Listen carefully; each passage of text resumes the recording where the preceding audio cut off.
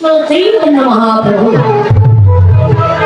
তো সেই শ্রীকৃষ্ণ চৈতন্য মহাপ্রভু কলিযুগ অবতরণ করেছেন আমাদের মতো কলির জ্ঞানন্ধ কামন্ধ কলির কামাচারী দুরাচারী ব্যভিচারী কৃষ্ণ অভিরুদ্ধে জীবকে উদ্ধার করিবার প্রত্যাশা। আমার অনেকেই বলে উত্তর বুঝছেন না, এখানে উত্তর বলতে সাধারণত যে দিক বুঝায় উত্তর দক্ষিণ পূর্ব পশ্চিম এটি উত্তর, তাই না? আর একটি উত্তর কি, একজন যদি আরেকজনকে প্রশ্ন করে তাহলে উত্তর দিতে হয়, জবাব দিতে হয়, তাহলে দুটি উত্তর পেয়ে গেল। কিন্তু জীবের একটি উত্তর আছে, সেই জীবের উত্তর কোনটি? যেদিন এই মায়ামোহ সংসার হতে আমার ছেড়ে দিয়ে আমাদের দেহ খাতা থেকে প্রাণ পাখি প্রাণ বায়ুকে যেদিন ছিল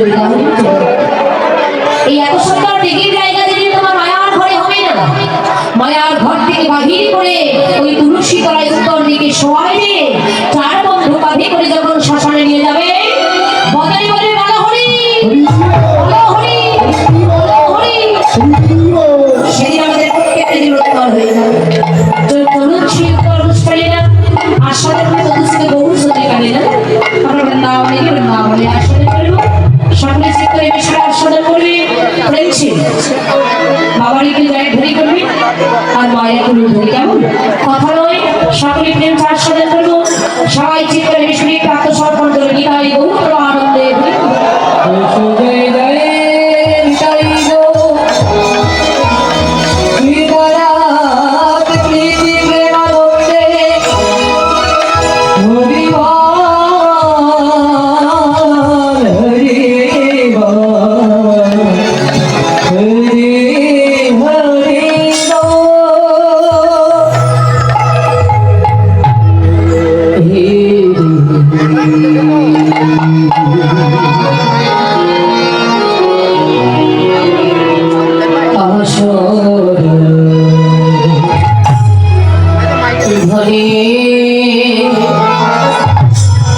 অবসর ধরে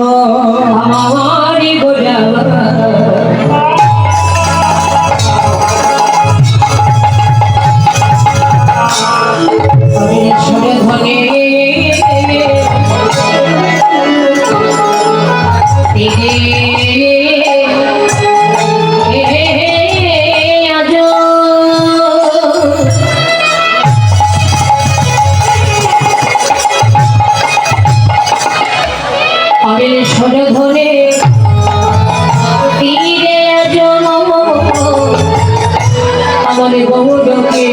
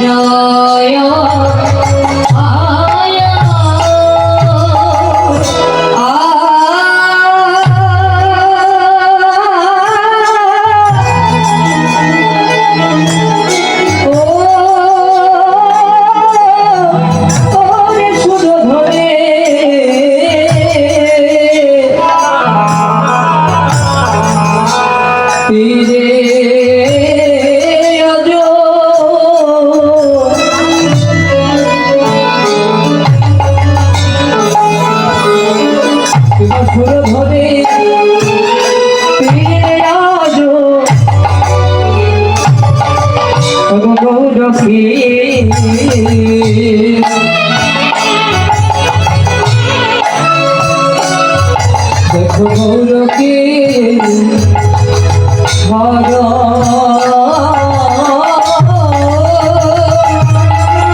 ও কিবা সহ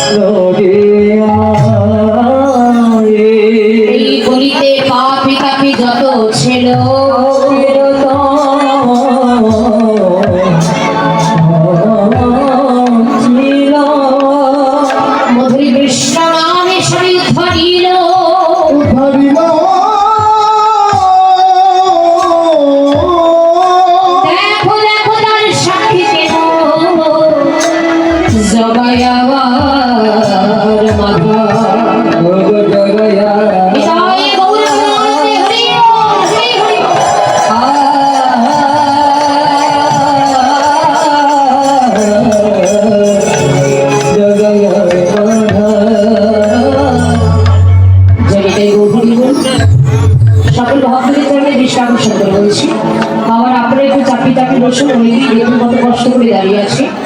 আর মায়েদেরকে বলছি, মায়ের এই দিকে আসুন, আপনি কি টাকাটাকি হয়ে বসুন, নিজে বসুন এবং অন্যকে বসার সুযোগ করে দিন।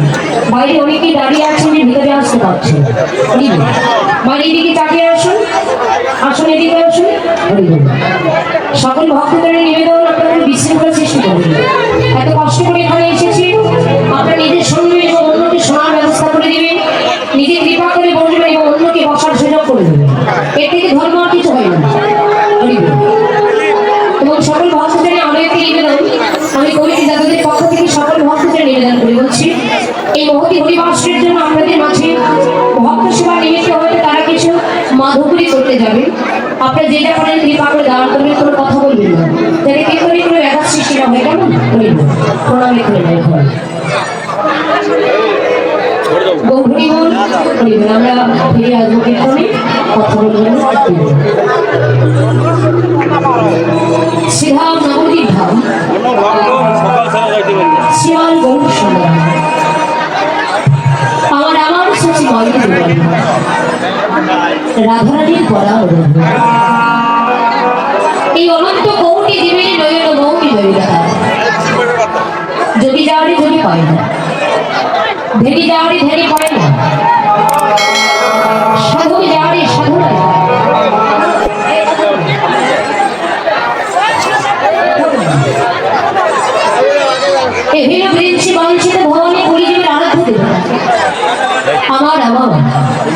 প্রতিটি পাবন শ্রীমান গৌর সুন্দর আজ নিজে আচরীয় ধর্ম জগৎকে সীমানা নিয়েছে। সত্যত্রিতা দাপন তিনটি যুগে অতিক্রম করে আজ কলিতে ভক্তের গায়ে অবতরণ করে। আর এই কলিতে ভক্তের গায়ে অবতরণ করে কলিহত কলিজীবীর মলিন সদর্শন করে নেওয়ার গৌর। আর এই কলিজীবীর মলিন সদর্শন করে কলির জীবনকে উদ্ধার করিবার প্রত্যাশায় যে ধনগুলোকে গোপনে ছিল, সেই ধনটা কি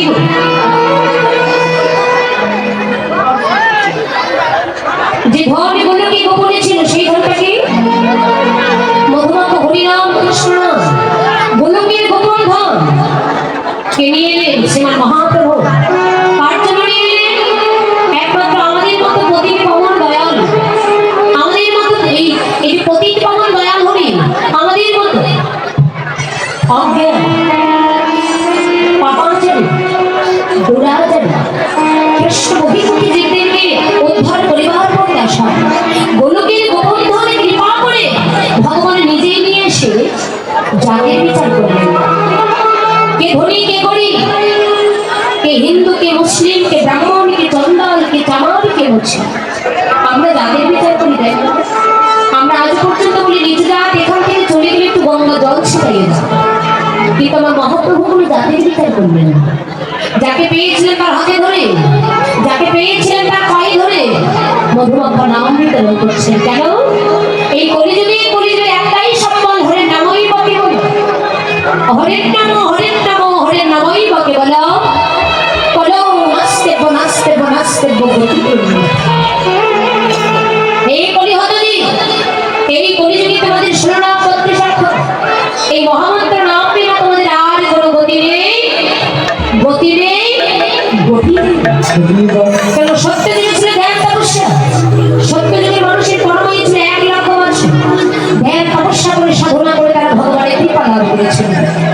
ত্রেতাযুগে মানুষের কর্ম ছিল 10,000 বছর, তারা যাগযজ্ঞ করে ভগবানের কৃপা লাভ করলে নরমের যজ্ঞ, অশ্বমেধ যজ্ঞ, জগতে অনেক প্রকার যজ্ঞ আছে, এই যজ্ঞ করে তারা ভগবানের কৃপা লাভ করলেন। সত্য কেন? ত্রেতাকালীন দাপর যুগ, দাপর যুগের মানুষের কর্ম ছিল কত? 1000 বছর। তারা কি করে ভগবানের কৃপা লাভ করলো? সেবা পরায়ণ পুজো অর্চনা করে ভগবানের কৃপা লাভ করলো। এই তিনটি যোগে পেয়ে এবার এলো কি ঘোর কলিযুগ। যে কলিযুগের মানুষ আমরা, এই কলিযুগের মানুষের কর্মায়ুটা কত মা? 100 বছর। কিন্তু বর্তমান সময়ে 100 বছর আর কত জন্মে? বর্তমান সমাজে 60 বছর বেঁচে থাকারই 100 বছরে পাওয়া যায় হয়তো দেখবে 2-4টা এলাকা মিলে একজন বেঁচে আছে। তো এই কলিযুগে কলিজীবী মানুষের কর্মই এতটা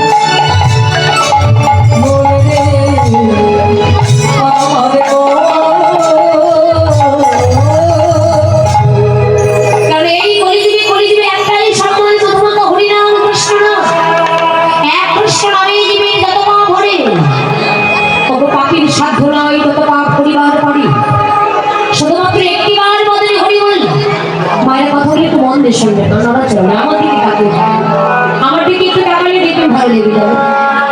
শুধুমাত্র একটিবার মদনে হরি বললে, শুধুমাত্র একটিবার মদনে কৃষ্ণ বললে, যদি কৃষ্ণকে লাভ করা যায়, আপনার হয়তো অনেকেই মনে মনে ভাবনা করছে, এই জীবনে তো শুধু একবার নয়,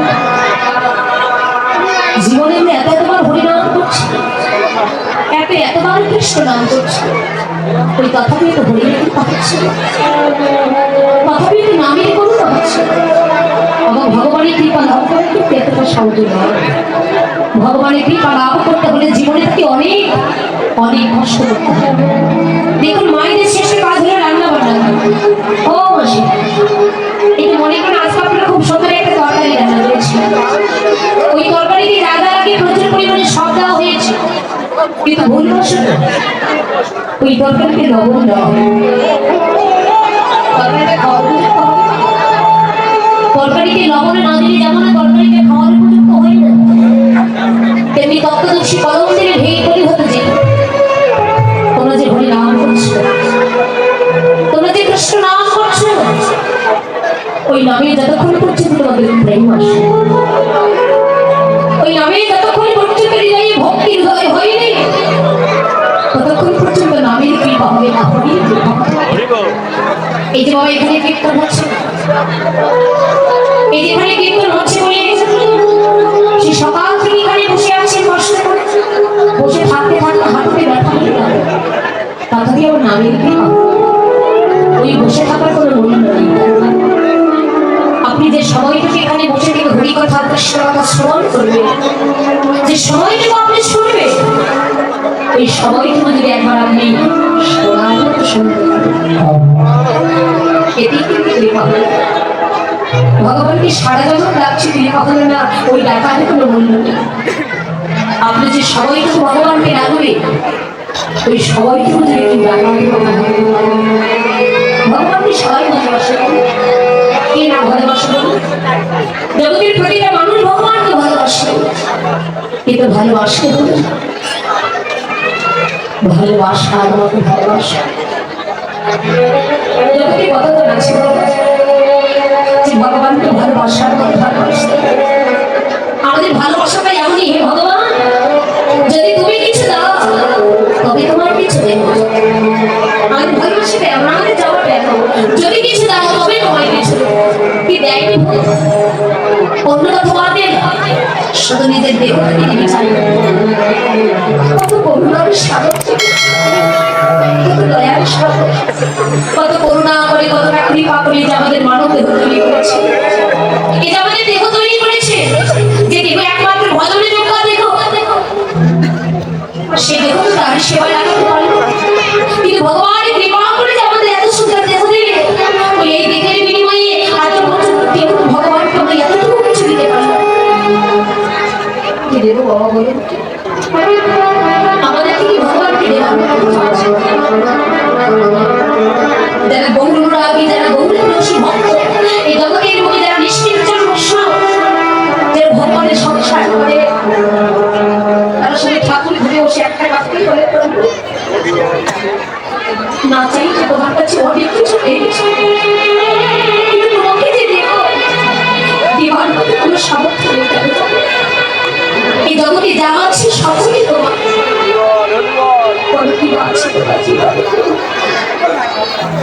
একটা পুষ্প যে ভগবানের চরণে নিবেদন, এটা কিন্তু আমাদের নিজের দেওয়া নয়, এটা বৃক্ষ থেকে তুলে ভগবানকে দিচ্ছি। থালা ভর্তি করলে ভগবানকে সেবা দেই, এটা বৃক্ষ থেকে ফলমূল তুলে বৃক্ষ থেকে ফলে তারপর ভগবানকে দিচ্ছি। যে দুগ্ধ ভগবানকে দিচ্ছি তার গাভীর থেকে দখল করে দিচ্ছি। আমরা কিন্তু আমাদের থেকে কোনো কিছু দিতে পারছি, আমাদের থেকে দেওয়ার মতো আজকে আমাদের থেকে দেওয়ার মতো ভগবানকে একটা জিনিস আছে,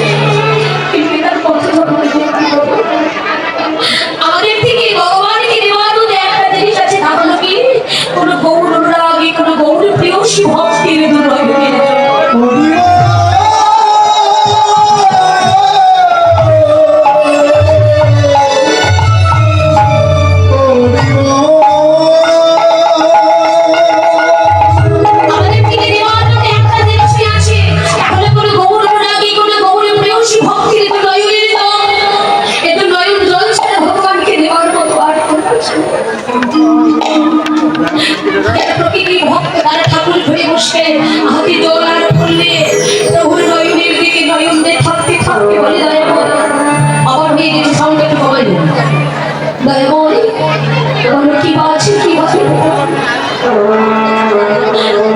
তোমাকে দেওয়ার জন্য তোমার সেবার জন্য আমার প্রাণ খাবে কিন্তু আমি যে তোমায় কোনো কিছু দিতে পারি না তো বলো আমার কি আছে আমি তোমায় কি দেব দেওয়ার মতো কোনো কিছু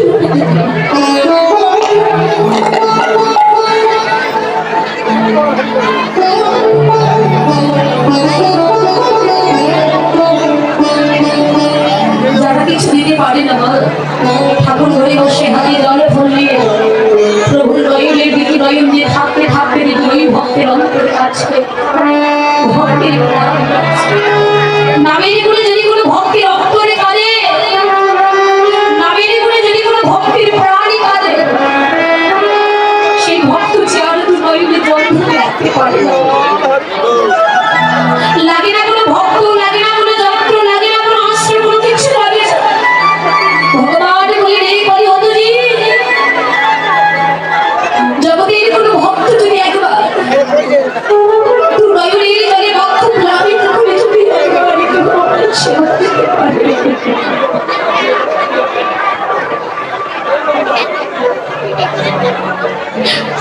আমি ভগবান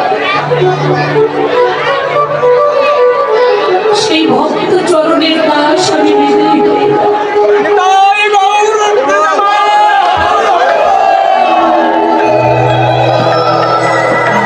যারা চোখের জলে আমার সেবা দিতে পারে যারা চোখের জলে আমার পুজো দিতে পারে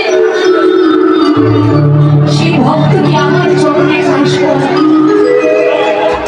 আমি নিজেই সেই ভক্ত চরণে দাস হয়েছে ভগবান নিজে বদলে বললেন কি করি হতো তুমি একবার মান অভিমান আত্মহত্যার বিষয় বাসনা সবই কিছু জলাঞ্জলি দিই যদি পারো একবার বদন ভরে ঘরে কৃষ্ণ লাভ কৃষ্ণ বলে যদি দুপুরটা নয়নের জল ঝরাতে পারো জগতের কোনো ভক্ত যদি কৃষ্ণ বলে আমি ভগবান সেই ভক্তের কাছে কেনা আমি ভগবান সেই ভক্তের কাছে বিক্রি হয়ে না আবার বললে আমি ওই ভক্তের কেনা